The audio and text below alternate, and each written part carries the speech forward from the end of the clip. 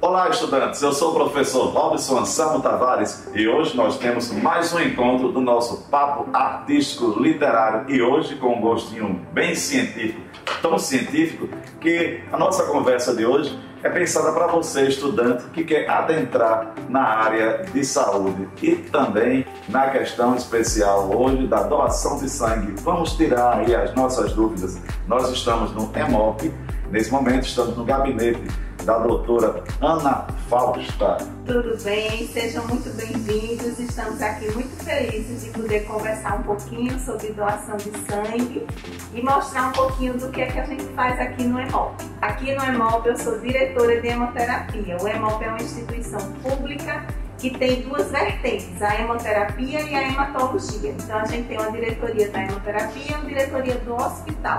E uma diretora presidente, que é quem coordena toda a Fundação EMOP. Quando se fala em hemoterapia, o que seria isso? A hemoterapia é exatamente a ciência que cuida da terapia através dos hemocomponentes, da transfusão de hemocomponentes do sangue, né? A gente pega o sangue total, transforma ele em vários hemocomponentes, hemácia, plaqueta, plasma, crio, e aí a terapia com esses hemocomponentes é que a gente chama da hemoterapia. Por isso, eu já anunciei a vocês, estudantes, que o nosso bate-papo de hoje é pensado justamente para aqueles também, doutor, que pretendem adentrar nessa área de saúde. Você é um profissional da área de saúde.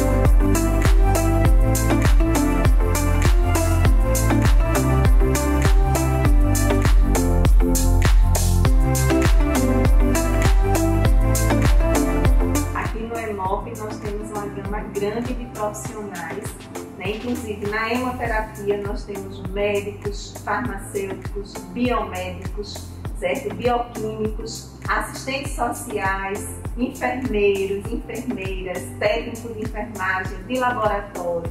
No hospital também temos todos esses profissionais, além de psicólogos, fisioterapeutas, odontólogos, essa equipe multidisciplinar que faz com que esse paciente ou doador ele seja atendido em todas as suas necessidades. Então a gente precisa ter toda essa equipe para atender o paciente e o doador em tudo que é necessário.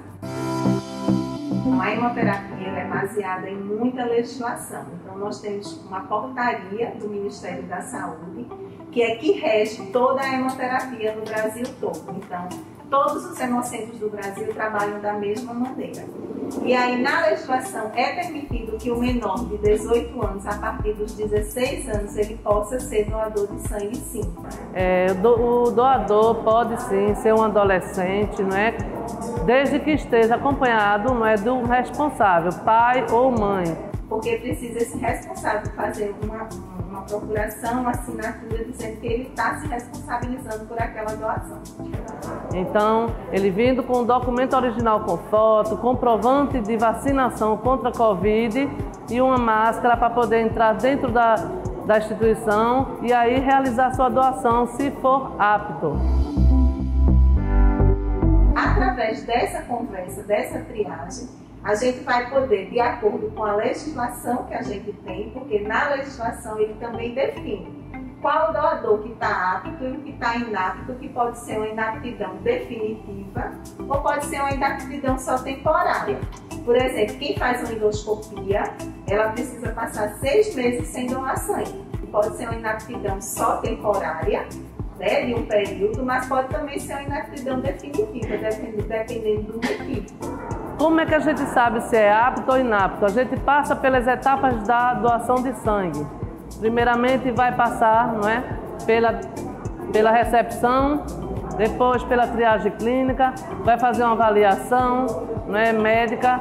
Para que um candidato faça a triagem, é necessário que ele seja avaliado do ponto de vista antropométrico. A gente vai ver o peso, a altura. Vamos avaliar também a hematimetria, que é a hemoglobina, para a gente ver se ele tem o nível mínimo necessário para poder fazer uma doação segura e de qualidade, sem que ponha em risco a sua saúde, gerando uma anemia, por exemplo. Além disso, vamos ver também a frequência cardíaca, o pulso do candidato, para ver se ela está dentro do permitido para fazermos a doação, e a pressão. Lembrando que ela não pode nem estar muito baixa e nem muito alta. Quem for usuário de remédios para controle de pressão, tem que tomar para vir fazer a doação. Não pode deixar de tomar, porque senão ela chega descontrolada. O sangue dele é feito todos os exames novamente, entendeu? Classificação, toda a sorologia, o NAT, que é um exame de biologia molecular, certo? Para hepatite B, C e o HIV. Então, toda vez que o doador vem, ele passa pelo mesmo processo, independente se ele já veio 10 vezes, 15 vezes, 50 vezes. Então, o procedimento é o mesmo. E depois vai fazer a doação de sangue e pós-doação teremos também a hidratação. Para que as pessoas entendam um pouco sobre a aptidão, temos alguns requisitos. Ter dormido no mínimo 6 horas na noite anterior, não ter ingerido bebida alcoólica nas últimas 12 horas, ter se alimentado, é muito importante, ter se alimentado bem, não é fazer só um lanchinho, a alimentação é muito importante, e ter idade entre 16 e 59 anos.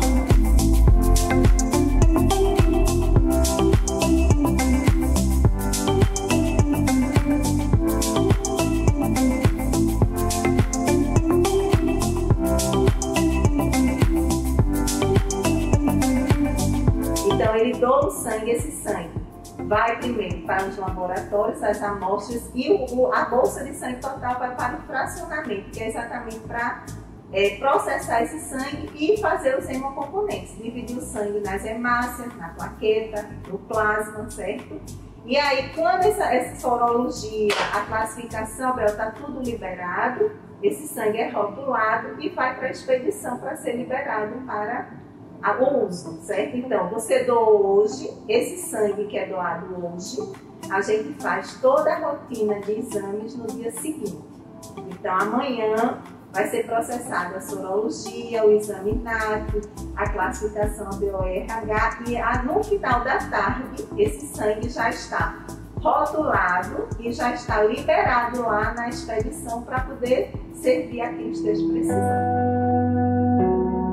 Quem não pode é uma gama muito grande também de pessoas. Mas a gente, no geralzão, a gente tem assim os requisitos básicos, E assim orienta aqui, por exemplo, quem é diabético não deve doar sangue, quem é hipertenso não deve doar sangue. Dependendo, no horário que ele vir fazer doação de sangue, se a pressão arterial estiver normalizada, então ele vai poder doar sangue, dependendo também das medicações que ele tomar. Tudo isso vai ser feito na triagem clínica, A diabetes é da mesma forma. Vai passar pela triagem clínica, quem toma insulina não pode doar. Mas em alguns casos o diabético, dependendo, ele vai poder passar pela triagem clínica para fazer a avaliação e aí ver a possibilidade. Pessoas que já tiveram câncer também não devem ser doadores de sangue, certo? Então, que tem doenças crônicas como asma grave, como doenças tipo, já teve tuberculose. Então, são doenças que realmente inaptam esse candidato para ser um doador. Mas a gente tem uma triagem clínica, certo? Que é exatamente para a gente poder identificar realmente o candidato que está apto ou não para doar. Então, essa triagem clínica ela é feita por um médico ou por um enfermeiro habilitado, certo? Para essa triagem. E nessa triagem é uma conversa com o doador em relação a cirurgias, em relação a vacinas que ele tenha tomado.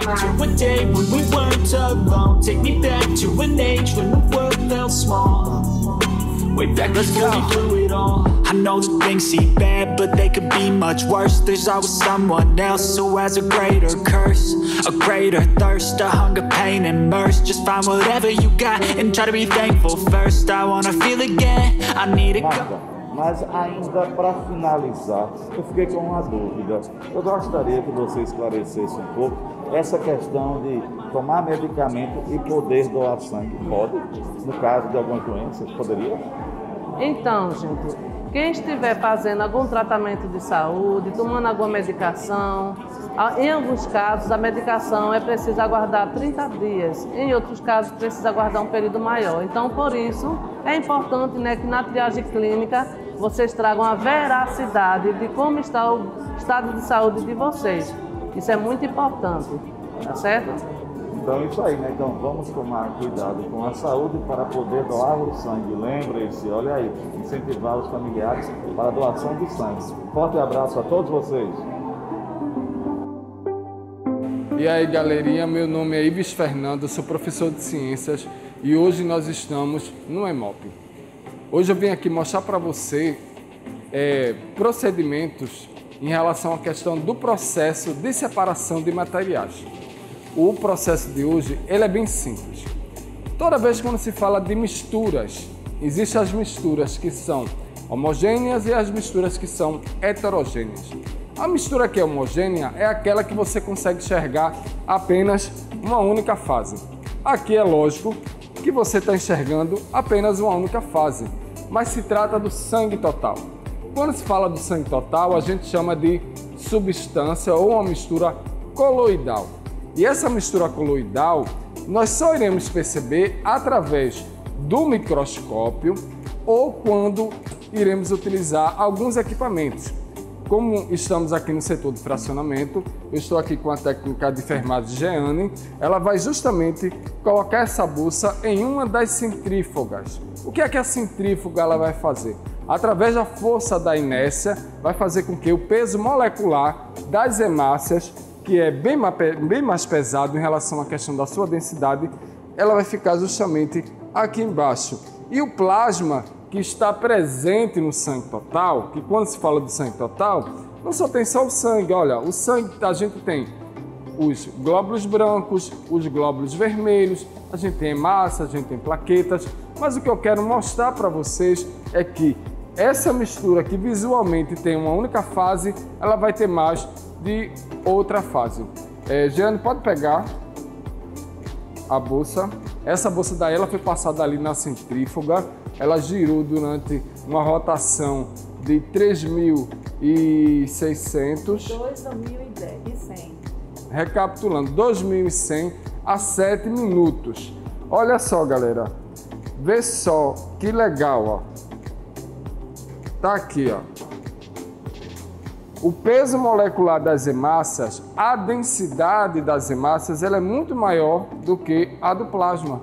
É por isso que quando a gente vai falar de mistura homogênea, eu não posso falar que o sangue é uma mistura homogênea, e sim uma mistura coloidal. Depois desse processo aqui, a gente vai passar pelo processo de decantação, onde esses hemocomponentes eles irão ser destinados para suas câmeras, porque cada um terá que ter um acondicionamento diferente. Por exemplo, as hemácias elas terão que estar acondicionadas numa temperatura entre 4 a 8 graus Celsius. Já o plasma tem que ser congelado imediatamente. No caso desse plasma aqui, a gente vai poder reaproveitar as plaquetas, que é outro processo que a gente faz através da centrifugação. Eu espero que deve ter ficado bem claro para vocês quando a gente fala de mistura homogênea e mistura coloidal.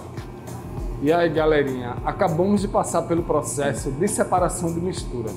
Vocês perceberam que o sangue, o total, ele irá se dividir em hemácias e plasma, através ali de máquinas, das centrífugas. Depois daquele processo, o sangue, ou seja, os hemocomponentes, eles serão rotulados. Após serem rotulados, eles serão acondicionados justamente nessas câmeras que vocês estão vendo. As câmeras aqui para esse concentrado de hemácia, a câmara para o plasma fresco, e cada um desses hemocomponentes, eles irão estar acondicionados a uma determinada temperatura. Vê bem, quando se fala aqui do concentrado de hemácia, as hemácias elas irão estar a uma temperatura de 2 a 8 graus Celsius. Todas essas câmaras aqui que vocês estão vendo, elas estão aqui com os concentrados de hemácias. Já o plasma, ele tem que ser congelado, ele está ali numa temperatura de menos 15 graus Celsius a 30 graus Celsius. Nós estamos agora no setor de expedição, porque estamos fazendo justamente esse caminho do sangue. O sangue ele começa a partir do momento em que o doador ele chega lá na portaria e vai passar por todo esse processo. Ele vai ser acolhido por uma equipe multidisciplinar, depois ele vai fazer essa doação, esse sangue coletado, ele passa ali pelo fracionamento para que a gente possa fazer a separação desses hemocomponentes. É coletado também alguns tubos, porque são feitos alguns exames, alguns testes sorológicos. Após esses testes sorológicos, é que esses componentes eles serão rotulados. Rotulados, eles vão vir aqui para o setor de expedição e no setor de expedição é que vai sair para atender todas as agências que existem no estado de Pernambuco e os hospitais públicos e particulares. Na coleta, o doador chega, ele chega com o documento e a ficha. Aí o menino no computador identifica ele, pergunta o nome dele, aí confere com o papel, a identidade e o papelzinho. Aí ele passa os tubos, passa a bolsa e manda pra gente na cadeira. Quando chega aqui na cadeira, a gente confere com o doador. Doador, como é seu nome? Primeiro a gente pergunta para poder ele dizer. Como é seu nome? Aí a gente confere com o documento dele. Quando confere com o documento dele, a gente vai preparar a bolsa. A gente bota as iniciais do doador, o código dele e a hora de início. Aí a gente faz a asepsia e conecta com o doador. E faz a asepsia, bota o garrote e pulsiona ele. Nessa punção ele fica de 10 a 15 minutos. Quando termina, a gente vai, puxa a agulha dele, vai selar e vai passar no computador. A atenção dele é não fazer esforço físico, não pegar peso e tomar bastante líquido. Porque se ele pega peso, ele pode fazer um hematoma no braço. Porque a gente sempre diz, não faça esforço físico e nem pegar peso pós-doação. Tomar bastante líquido e repouso. Se for homem, ele volta de 3 meses. Se for mulher, após 4 meses. O período que a Secretaria de Saúde dá para cada doador. Não pode ser antes dos 3 meses e nem pode ser mulher antes dos 4. A espera da senha, a triagem, que é onde vai ver pressão, se vai estar apto a doação ou não. Algumas perguntas que tem para ver se está apto também, para daí vir para essa etapa aqui. Tem muitas pessoas que passam a doar só por conta que tem uma família ou que se acidenta e a gente não pode esperar isso para vir e fazer essa doação. Eu acho que é muito importante vir voluntariamente. Eu acho que todo mundo deveria ter essa ciência. Para mim, ajudar pessoas, até porque a gente tem que ajudar aquele que a gente também não conhece, né? E não, mais uma vez, só doar quando ou familiares ou acontecer algo com si mesmo. E aqui a doação em Pernambuco está boa? Não. Aliás, não está boa em canto nenhum, né? No Brasil todo a gente tem uma deficiência importante, principalmente depois que a pandemia chegou. Então a gente realmente vem sentindo muito na pele, certo? Essa falta de sangue. A doação de sangue, ela por si só, a população ela não tem o hábito de doar. E, consequentemente, como não é um tema que é comum dentro das famílias, do trabalho, da sociedade como um todo, é desafiador. Nós precisamos realizar um trabalho de médio e longo prazo para que possamos chegar às pessoas e que esse tema, que é a doação de sangue, se torne uma coisa mais simples, mais habitual na vida de toda a população. Para vir fazer a doação de sangue, principalmente tem que estar vindo de bom coração, de bom grado, disposto a fazer uma boa atitude para a nossa sociedade. É extremamente importante vir alimentado para evitar uma possível hipoglicemia no momento da doação de sangue. Além disso, estar descansado, dormir pelo menos 6 horas, né, na noite que antecede a doação. Fazendo aqui os agendamentos, porque aí reduz de toda maneira a aglomeração. que a gente tem a demanda espontânea e aí tem também o agendamento. Então, quanto mais a gente agendar, menos demanda espontânea a gente vai ter e menos aglomera. E a gente não tem um espaço físico tão grande. E a gente precisa manter as regras de sanitários, de afastamento, de distanciamento social, certo? Então, a gente realmente precisa, quanto mais agendar, melhor para não ter muita aglomeração, certo? Mas realmente o estoque, desde o início da pandemia, que ele vem se mantendo muito aquela coisa, é a conta pela receita, digamos assim, né? A gente consegue atender todas as emergências e urgências, passa um período muito grande também sem cirurgias eletivas, né? Que é uma grande demanda que a gente tem é de reserva cirúrgica, certo? Para as cirurgias, então a gente tem muita demanda de reserva cirúrgica, então não houve essa demanda, então a gente ficou realmente com estoque que deu para atender a urgência e a emergência, e ainda tem aqueles doentes crônicos, que são aqueles doentes dependentes de transfusão. Por exemplo, um doente que tem uma talassemia major, né, que é uma anemia hemolítica hereditária, ele precisa de sangue a cada 20 dias, 15 dias. Então, esse doente está sempre precisando de sangue. Então, esse é o nosso grande desafio, de que as pessoas tomem a atitude, tomem a decisão de doar, mas sem um nome, sem porque alguém seu da família está precisando de sangue, mas por entender que ele é a fonte, que ele pode ser um doador regular e que ele tem saúde para isso. Precisa dar conta dessa demanda e para a gente dar conta, a gente precisa ter o doador, porque o sangue não tem substituto. Então, gente, venha participar dessa luta para atender as demandas nos hospitais, pessoas doentes que têm doenças que precisam de doação de sangue, porque o sangue não tem de onde tirar. Não existe fábrica de sangue, precisa sim de pessoas que possam vir aqui no Hemop doar sangue para poder a gente atender as demandas. Venha participar, não é, conosco dessa luta para atender a todas as demandas dos hospitais. O Hemop está aberto de segunda a sábado, 7h15 às 18h30. Não fechamos nos feriados e não fechamos no horário do almoço. Então venha para o Hemop fazer uma doação de sangue. Eu acho que as palavras da assistente social Marta, ela vai ecoar bem nos ouvidos dos nossos estudantes para que eles incentivem os pais, as mães, os tios, os familiares todos. É isso aí.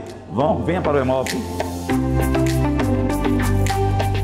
Então, estudantes, hoje nós vimos aqui esse passeio dentro da questão do Hemop. Nós tivemos a oportunidade de observar a coleta, aprendemos um pouco sobre o tipo sanguíneo. Tivemos aqui a presença da doutora Ana Fausta, que muito carinhosamente, né, doutora, aqui nos recebeu.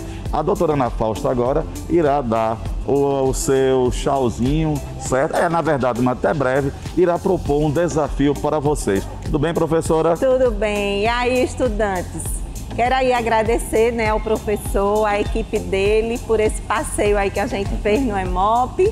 E aí mostrar para vocês o trabalho que a gente faz aqui, que é um trabalho de prestação de serviço à população, que o sangue vai para quem está precisando, os pacientes que estão precisando do sangue. E aí o desafio vai ser cada aluno tentar fazer a sua árvore em casa, com a sua família, dos grupos sanguíneos de cada um. Então vai desenhar uma árvore, pai, mãe, quais são os grupos sanguíneos, e os filhos, e os tios, e os sobrinhos, os primos, e assim vai mostrar ao seu professor. Então esse é o desafio.